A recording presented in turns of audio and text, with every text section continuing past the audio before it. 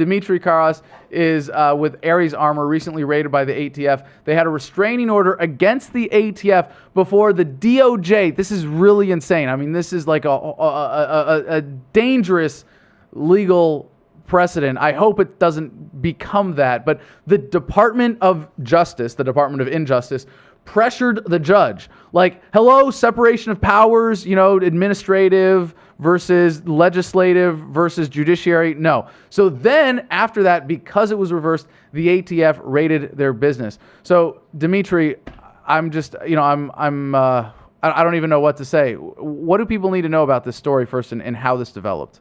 Well, the first thing here is the ATF themselves is that organization is the biggest joke I've ever seen in my entire life.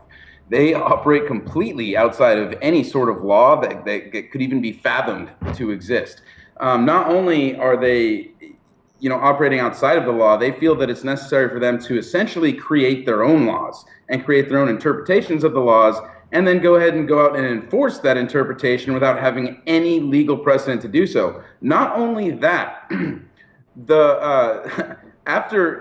this whole thing started because it was a miscommunication. They've admitted that they made a assumption about a particular thing, and their assumption was incorrect, and that's what actually led them to execute that raid. But to justify themselves for the raid afterwards, they actually sent another letter using an argument that they know that they have already lost in court. They've already lost in court. It's in the United States versus Prince. It's already been found that indexing marks do not turn anything into a receiver. It's just like if you have a piece of paper and you draw lines on it, and if you fold on those lines, you can make a paper airplane. Well, hold on. Let's hold on a second. Lines on it is not a paper airplane. It's a piece of paper with lines on it that could potentially one day become a paper airplane. Well, hold on, Dimitri. Let's in court. Well, let's back up here. And I love hearing this all the technical lingo. But for those in our audience that don't know or aren't familiar with firearms or know what the legal implications of a receiver is and all of those things, why don't you start by explaining what is Ares Armor, what do you produce, and what is the original point of contention here? Absolutely, and I got one standing by right here. So this is Beautiful. A 80% AR-15 receiver. The difference between this and a normal receiver is that your fire control group is pretty much solid. You don't have any start to the fire control group itself. Also on the side, the safety selector hole, the hammer hole, the trigger pin hole, and the trigger through hole are not drilled. The ATF has deemed in the past that without those operations being at least started on the receiver, that it's not a receiver itself. So the idea is that our customers could actually purchase this product without having any sort of license or checks or any other of the normal crap that the government usually likes to throw in people's faces whenever they're trying to purchase a firearm or trying to go through any sort of a process. So it's a way for people to actually maintain their privacy and still get into firearm ownership. Okay, well, let me just make sure I'm clear on how this works. So, like, what constitutes a legal firearm? The government has various legal standards for that, but it has to at some point be a fully functioning firearm that is capable of firing a projectile. But they also control and legally designate substructures of a functional firearm as legal firearms. In the case of the AR-15, the assault rifle based on the military individual rifle, the M16, the lower receiver, which is what you point out there, which is not necessarily including a buttstock, but that can be considered part of the lower assembly group, right, or lower receiver assembly. And then you have the upper assembly, which is the bolt carrier group, and the barrel. Is that correct? That's correct. The lower receiver is the only part that the ATF actually requires to be serialized and actually considers to be the part that is a firearm. Which is kind of funny, right? They're all parts and pieces. You can freely buy them over the internet, have them shipped right to your door. Now, it always struck me as kind of a silly regulation because, if anything, the lower receiver, I mean, I know it does lots of other things, but its primary mechanical function is to connect a trigger with a hammer, right? And, to be able to feed the magazine up into the in front of the bolt. But the bolt is really, to me, mechanically, it seems like more the gun, right? The bolt and the barrel. Am I wrong? Does this make sense, or is this just another weird government thing? It's somewhat a weird government thing. The way that it's defined in the Gun Control Act of 1968 is it's an actual receiver. I can't remember the 100% wording that they used, but it's the part that houses the the hammer, the trigger, things like that. And that's actually when they're talking about receivers for any weapon, because whenever they're writing these laws, they have to try and make it so that it's somewhat across the board. And because there's such a large variety of firearms that are out there, it is somewhat difficult to actually interpret this stuff at times. But this is the part that they've deemed to be the actual firearm. And in the Gun Control Act of 1968, the lower receiver would be the part that would be considered to be a firearm underneath the wording that's in there. Right now, and it's kind of funny if you think, gun control. All right, we're going to make certain firearms illegal to own under certain conditions, or we're going to create a specific legal category of what is and isn't a firearm. What they are trying to do, the government's motivation here is like, well, if we're going to make a gun illegal, we also have to make the parts of it illegal, so you can't just slap it together, and that has to have some other legal status, right? So a lower receiver, even if it's not functional by itself, we're going to say that that's legally a gun, right? Absolutely, and that's actually a very important thing. And in the Gun Control Act of 1968, they specifically, that there's two distinct things.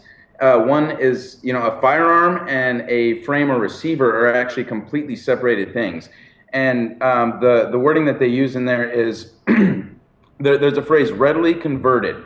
So readily converted only applies to an actual firearm and does not apply to a receiver. And that was actually done intentionally inside of that act, to actually allow people to be able to build at home and to do these sorts of things. And it's very, very, very important that distinction exists in there, because that's actually one of the arguments that the ATF, at least their agents, when they were trying to justify their actions when they came down here, that's one of the things that they said is, well, these can be readily converted into firearms.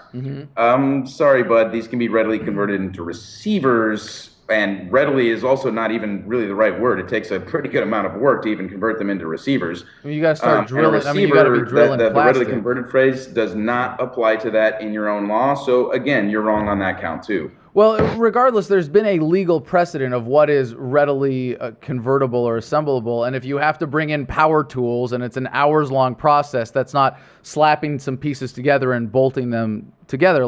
So there's a line that is drawn legally when government says, well, guns are illegal, parts are illegal, but at this point, they don't have any legal status, and you're operating right below that line. And I mean, you must know that operating right below that line, even if everything you're doing is perfectly legal, because the government doesn't know its own rules and likes to harass people, when they want to step over that line, you're going to be a primary target, right? Absolutely, and it's also one of those things. These people don't abide by their own laws. So, and this is something that one of the agents actually told to me or said to me during the actual raid. He was almost apologetic about it. He said that when we got our restraining order against them, that the U.S. Attorney's Office at that point in time got involved in it and actually overtook their operation. So at that point in time, they really didn't have much choice. And the U.S. Attorney's Office is like, go raid them, pretty much teach them a lesson because they embarrassed us publicly. Attaining a restraining order, a temporary restraining order against a federal agency is not something that they're going to look at and be like, oh, that's nice. You got a restraining order against us. But it's also one of those things like, we got it against you because you were extorting us. You were making absolutely ridiculous threats and all these other events that were going on. So it's this weird cycle that happens. And heaven forbid you stand up to the government, because they're going to try and come down and teach you a lesson. And I think that our reaction to it is very important as well, because these people are a joke. They need to be turned into a joke. So the first thing we did after the raid was start releasing memes of their agents with funny little quotes on them and turning them into the absolute joke that they are. Yeah. At some point, hold on. You haven't. Hold on. Really needs to just point at these people and laugh. Can you hold because that's up? all they are. I mean, you can't make this stuff up. About a year ago, I'd seen a news article that had came out. And I believe it happened in Ohio, where a woman had called the Humane Society to go ahead and come down and pick up the litter of kittens to take down to their place and put them up for adoption and everything like that.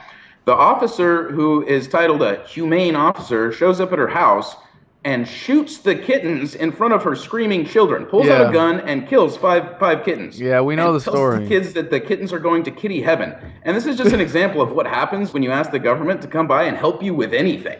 I mean, you can't make this stuff up. It's ridiculous. It's ridiculous. And to think that what's going on here is really any different than that is I mean, come on. You call them over to come help. And first off, shame on you for calling the government to come and help you with kittens. Oh my God, we've got a kitten problem. Who are we going to call? The government? And so a part of it is the American people's dependence on the actual government themselves. And we need to what's a good way to put this? Get off the tit, so to speak. Handle your own problems, deal with your own stuff. Stop calling the government and asking them for help unless you want them to show up and shoot kittens in front of your screaming children. Yeah. Well, Dimitri, you also did 8 years in the Marines. You were in Iraq and Afghanistan.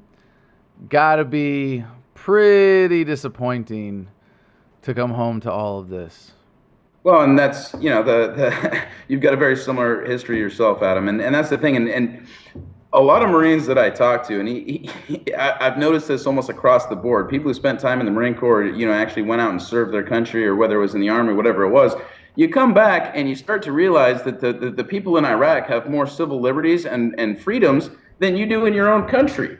And to say that you're disappointed with the state of affairs is beyond belief. To feel that you're targeted by your own government because you're a veteran, to have them come out and put you on watch lists and all these other things and say that you're a potential domestic terrorist because you served your country. I mean, it's absolutely insane how we treat our veterans in this country. And then we sit back and wonder why that so many veterans are disenfranchised with this place. And it's almost, we're right here still in Oceanside, California, after I got out of the Marine Corps from Camp Pendleton. I figured this was a good place to stay. And so we stay in contact with people from the Marine Corps all the time. There's constantly Marines coming into our shop. And I can tell you this, veterans are completely disenfranchised with their government right now. We've been pushed into a category and thrown to the side, and it's to say that they don't care about us. It's worse than that. They do care about us, and they view us as a threat. Yeah. Oh yeah. And now we hear the comparison: Guantanamo Bay, 1.5 inmates to every one medical care professional. For the VA, it's 35 to 1. Insane difference there. And yeah, if you're at Guantanamo Bay, you're getting better medical care than if you're an American veteran here at home. And obviously, yeah, there's a different environment there, but it's just, I hope that the effect of this is that high school students who would be enlisting are paying attention and realizing that if you sign up in the military, like, this is what you can expect from the government, because you're a pawn. I mean, Henry Kissinger's quote really sums it all up. Military men are like dumb animals to be used as pawns in our foreign policy. And I think people are waking up to this, and I'm really glad that you're taking your story as an opportunity to wake people up to this. What's the takeaway? What is it that you want people to know from hearing the story of Ares Armor? The biggest thing, and this is actually there's a news story on us yesterday just about this, where it started out, Ares Armor's defiantly again selling the polymer lowers that that essentially caused this in the first place. It's a different version that actually goes along with this. But the biggest thing that I want people to take with this is the power of the word no. Especially if you're a veteran or if you're in the federal government and you've taken an oath and you've sworn an oath to the Constitution of the United States. If someone comes around and they tell you to do something that is contrary to that oath or contrary to your morals, it is absolutely okay for you to stand up and say no. And what are they going to do about it? What's the worst thing that they're going to do about it? They're going to throw you in jail. They're going to, who cares?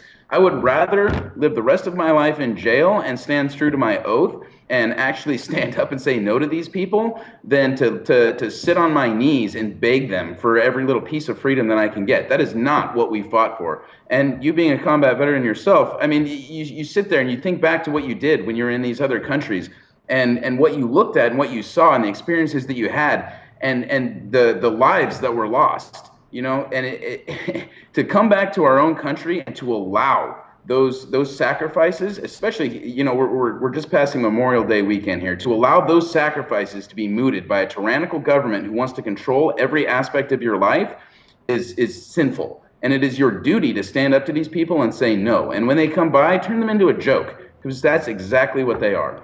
Well, I very much appreciate that sentiment, but there was one thing you said that are those sacrifices, were they really ever for protecting the country? Were they really ever for keeping Americans safe, or was it really just part of the racket that General Smedley Butler described? I mean, you were in this. When did you go to boot camp? 2002. Okay, see, okay, you're just a year or two behind me then. You probably had the exact same green monster. I mean, I've got it on my bookshelf right here, and it's got that lesson about the history of the Marine Corps, and you read about Major General Smedley Butler as the most decorated Marine in military history, next to Chesty Puller, and then they don't tell you about what he said when he came home and what the lessons learned that he were in his book, War is a Racket. Absolutely. Why he was in those places and who he was actually working for, and that is something that I've looked into. The way that I have to look at this is this: lives were lost. There was a lot of good people that died fighting these wars, and when it really comes down to the point, whether or not we were fighting to be part of the system, whether or not we were fighting for this, whether or not we were disillusioned at the time that we were fighting and we were doing the wrong thing, it doesn't matter. The fact is that we fought. We stood up and we did what's right. And there was a lot of people who whether or not what they were fighting for is actually the fact that, whether it's freedom or not, the only thing that it comes down to is in their minds they were fighting for each other, and they were doing exactly what they had to do to survive at that point in time. Well, hold on, Dimitri. I can appreciate that. I can definitely appreciate that, but I want to invite you to consider a different perspective. And I know this is tough. And I know this is tough for a lot of veterans to accept, and it wasn't something that was an easy process for me, but I can tell you I've been a lot better centered in my life and in dealing with the frustrations of PTSD and everything else that you come home with, and seeing this frustration. Hey, I just risked my life to protect our freedom and there's none left here. What the hell is going on? If you can understand what government is completely as a racket, and you can accept that by going to war, by signing up as a poor man to die in rich men's wars that had nothing to do with keeping this country safe, you weren't doing the right thing. You thought you were, absolutely. But you were a sucker. I was a sucker, and understanding that has enabled me to see government for what it is, and come to a much greater peace about my role in it. And I tortured people in Iraq. I got to live with that. And it's a lot easier. Let me ask you this, Adam. Would you have been able to come to the realization that you came to without the experiences that led you in this path? And I can tell you this. If I could go back in time with the knowledge that I have today, I would not really be interested in fighting a war for this government. Yeah, not a chance in hell would I be interested in doing that. However, at the time in my life, these were the experiences that led me to be able to understand what is happening. And without these experiences and without these things, we wouldn't have credence to what we're saying right now. We've lived this, we've experienced this, and we can actually come back and tell people, look, this is wrong. What's happening in this country, what's happening in other countries is wrong. Ron Paul said, I don't have to go to Iraq to know that the war is unconstitutional. And your argument, it's true. We might be better advocates of freedom having had this particular experience of being paid killers for government. But that does not, that might be a silver lining, but that doesn't mean it is not a cloud, and that doesn't mean that there wasn't a better way. And I wish that someone had taken me under their wing when I was in high school and said, let me show you what it means to join the military. Let me tell you what it's really all about. Because you want to say that, hey, we learned the lessons the hard way. Guess what? If we don't find a better way, if we don't find something more principled, if we don't reach the earlier generation, if we don't tell every high school kid in America what it means to join in the military, to be a paid killer for government, then we're just going to keep repeating these mistakes. Smedley Butler, World War I, the whole generation that came back from World War II, Korea, Vietnam. Heck, there was Vietnam Veterans Against the War, major national part of the anti-war movement back then. Nope, we didn't learn the lesson. Didn't sink in. And I'm encouraged by the reaction to Obama's attempt to start a war in Syria, that people were revolting within the military. They were putting up pictures saying that I'm against this. Veterans were coming out. It was beautiful. I think that's a measure of the success of the anti-Iraq war movement that I was an active part of with Iraq Veterans Against the War. But dude, no, that's not an excuse, to say hey, we did it that way. I got to be humble, man. I'm a slow learner. I learned the hard way. Learn from my mistakes. Learn better. And I know you're on the same page here in a lot of ways, But I think the most important people to even hear your lesson right now aren't necessarily firearms enthusiasts, but people who need to understand these dynamics about serving in the ATF. It's, who needs to hear this message? The people who are graduating college and going, it's a really shitty job market. Oh, I know, I'm going to work for government and be one of these douchebags. They're the people that need to hear this. The high school students that go, well, I want to serve my country because, Mary Jane Rottencrotch is going to take care of me when I get home because I'm a big tough guy because I went through Marine Corps boot camp. You know that, right? Bullshit. Barracks whores are not good women. I would say that the message shouldn't be not to be a part of the system, but to actually, if you want to go ahead and join the ATF, do so. Just remember your oath while you're inside of there. Good point. And the more patriots and the more people that we have that are awake inside of these organizations, the better that it is for everybody, because when it really comes down to push and shove, had there been agents with a set of balls and a set of good morals who actually would have raised their hand and been like, no, I'm not going to go raid a law-abiding business because you filed a restraining order against us. But Dimitri, there were a bunch of agents like that. They just got fired last year as soon as they got on the force. I mean, that's what happens to them. Anyway, Dimitri, if you would please, could you hold up that lower, that prefab lower receiver that you were holding up earlier? I just want to tell our audience about this design here. Absolutely. It says, the price of freedom is eternal vigilance, with the American flag on one side. I'd rather see the flag now upside down as a sign of distress. And on the other side, you've got a beautiful picture of the join or die snake from the American Revolution. Are you going to be coming out with like a special ATF edition of that anytime soon? I'd love to see you guys produce something. I know you guys do combat body armor. You do other innovative tactical gear. You do similar prefab kits for 1911s and for AR-10s as well. But tell me you got something up your sleeve to commemorate this whole sordid affair. We have talked about that, and we're actually going to wait for the court battle to be finished before we put out a victory token, so to speak. But in the meantime, we did release a nice shirt, and we redubbed the ATF what they actually are. And on the front of it, it says the American Terrorist Foundation, and on the back there's two agents, harassing a citizen of the United States, and it says protecting and serving the shit out of you. Awesome. What's your website? It's aresarmor.com, ARESARMOR.com. Awesome. Thanks so much for joining us, Dimitri. Yes, we will. Okay, but how? Yes, we will. How? Yes, we will. Hello. What's your name? My name's Adam. Adam what? Lanza? Okay. Anything that has a bunch of crap in the magazine that shoots people.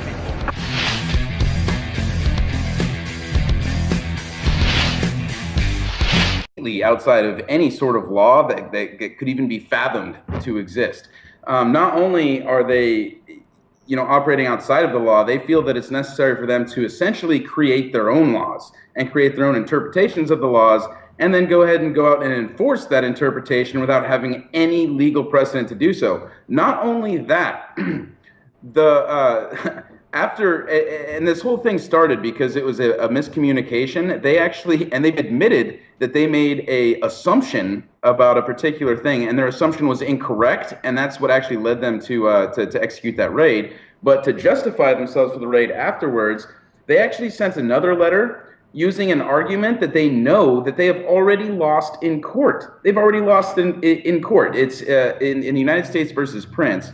It's already been found that Dimitri Karas is with Ares Armor, recently raided by the ATF. They had a restraining order against the ATF before the DOJ. This is really insane. I mean, this is like a dangerous legal precedent. I hope it doesn't become that. But the Department of Justice, the Department of Injustice, pressured the judge. Like, hello, separation of powers, administrative versus legislative versus judiciary. No. So then after that, because it was reversed, the ATF raided their business. So Dimitri, I'm just, I don't even know what to say. What do people need to know about this story first and how this developed? Well, the first thing here is the ATF themselves is that organization is the biggest joke I've ever seen in my entire life.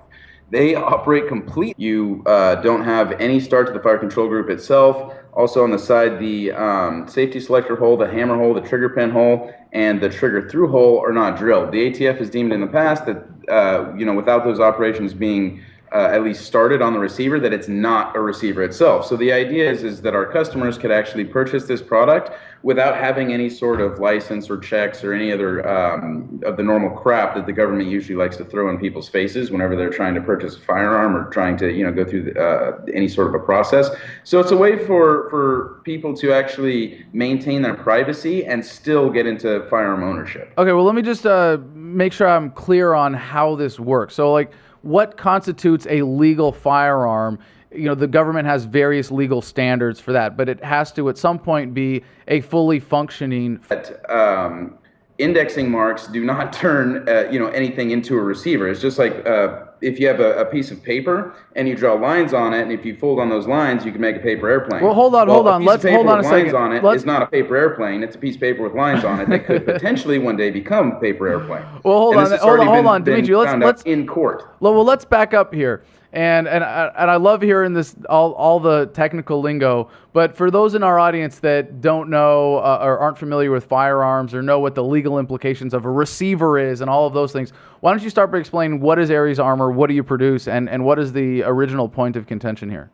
Absolutely, and I got one standing by right here. So this is Beautiful. a 80% AR-15 receiver. The difference between this and a normal receiver is that your fire control group is pretty much solid. Firearm that is capable of firing a projectile, but they also control and legally designate substructures of a functional firearm as legal firearms. In the case of the AR-15, the assault rifle based on the military individual rifle, the M16, the lower receiver, which is what you point out there, which is not necessarily including a buttstock, but that can be considered part of the lower assembly group, right, or lower receiver assembly. And then you have the upper assembly, which is the bolt carrier group, and the barrel. Is that correct?